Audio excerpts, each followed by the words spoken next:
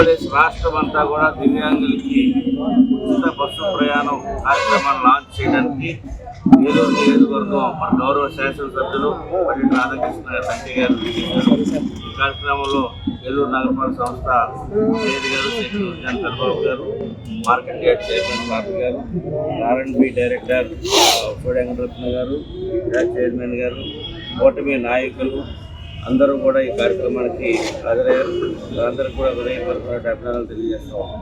ఈ రోజున కూటమి ప్రభుత్వం వచ్చిన తర్వాత ఏదైతే 2025 ఆగస్టు 15వ తారీఖున ఏదైతే మేనిఫెస్టోలో పెట్టారో దాని ప్రకారంగా స్త్రీశక్తి కార్యక్రమం ద్వారా ఈ రాష్ట్రంలో ఉన్నటువంటి మహిళలందరికీ ఫ్రీ బస్సు కార్యక్రమాన్ని ఉచిత సర్వీస్ అందించడం జరిగింది.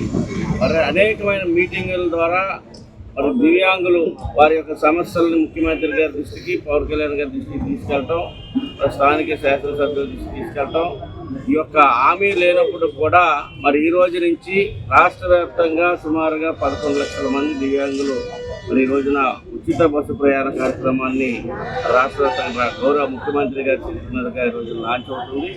ఏ నియోజకవర్గం శాసనసభ్యుల వారు చేస్తున్నట్టుగా మరి ఈ రోజు ఈ కార్యక్రమం ప్రారంభమవుతోంది.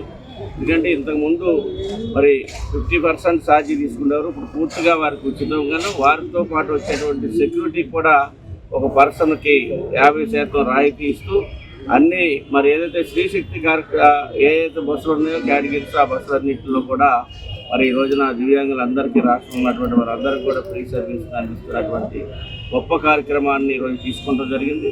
మరి ఈ కార్యక్రమాన్ని అందరూ కూడా వినియోగించుకోవాలని, మరి ఎందుకంటే ఈ కార్యక్రమం చాలా బద్యంతో కూడినప్పుడు కూడా ఏదైతే ఈ రోజున వైఎస్ఆర్ పార్టీ దుష్ప్రచారం చేస్తున్నప్పటికీ అనేకమైనటువంటి సంక్షేమాలు అభివృద్ధిని జోడించి 2 కళ్ళుగా తీసుకొని ఈ రోజున రాష్ట్ర ప్రభుత్వం, కూటమి శాసనసభ్యులు అందరూ సమిష్టిగా పనిచేస్తూ ఉన్నాం.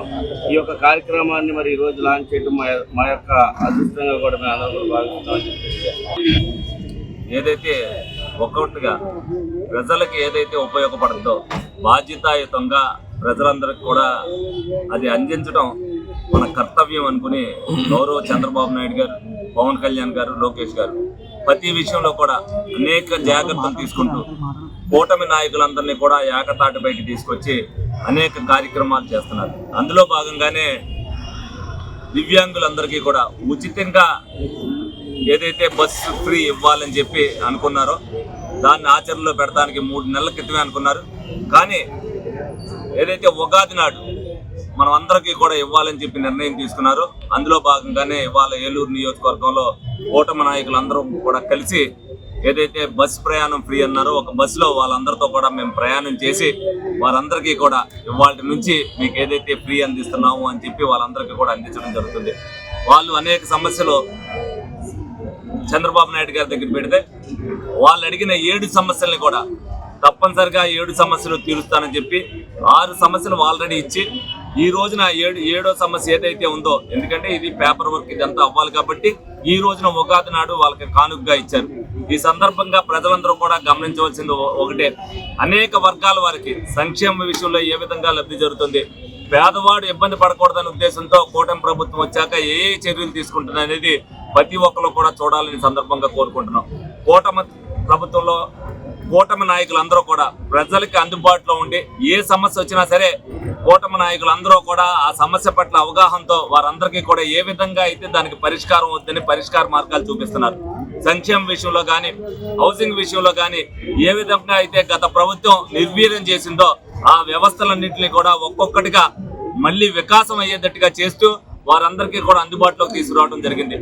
2 సంవత్సరాలు పరిపాలన అవుతున్న సందర్భంగా చంద్రబాబు నాయుడు గారు అన్ని కార్యక్రమాలు కూడా కంప్లీట్ చేసి ఇంకా ప్రజలకి ఏమి కావాలనే దాని మీద మా అందరి దగ్గర కూడా సూచనలు తీసుకుంటూ గౌరవ ముఖ్యమంత్రి వారు అందరికీ కూడా ప్రజలందరికీ కూడా మేలైన పరిపాలన అందిస్తున్నారు.